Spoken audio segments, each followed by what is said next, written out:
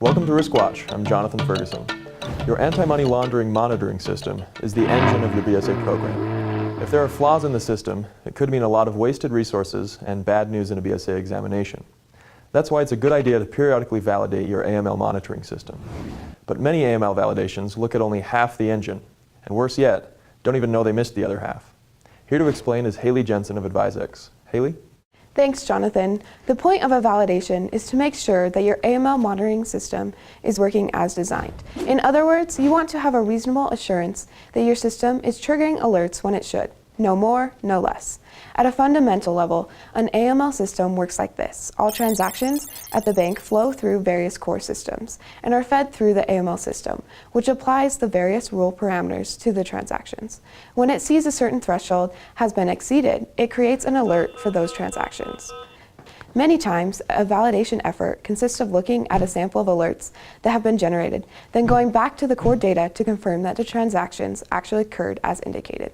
We call this process a back-to-front analysis because it takes the alerts that came out of the AML system, or the back, and then compares them to the transactions that were generated from the core system, or the front. That is where a lot of AML validation efforts stop. The problem with stopping there is it doesn't answer the question of whether all transactions that should have triggered an alert actually triggered an alert. It is good to confirm that an alert is valid, but how do you confirm that the non-presence of an alert is valid? Were there actually no transactions that should have triggered a given alert? Or is there a problem with the configuration of the system that resulted in transactions that should have triggered an alert being missed? To figure this out, it is necessary to conduct what we call a front-to-back analysis. In other words, we want to provide a reasonable assurance that the transactions from the core system, or the front, that should have triggered an alert actually did trigger an alert in the AML system, or the back.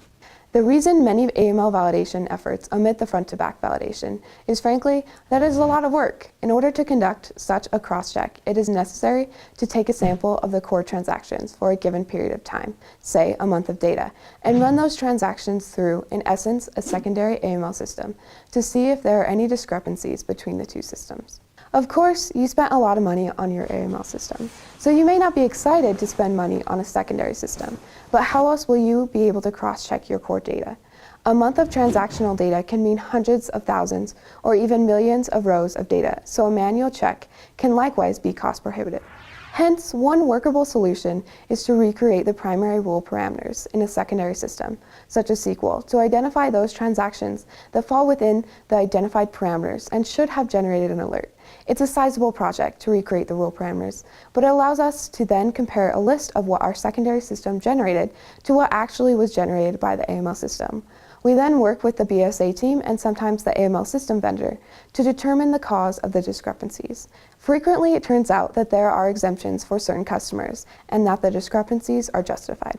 But there are other occasions where key issues may be identified.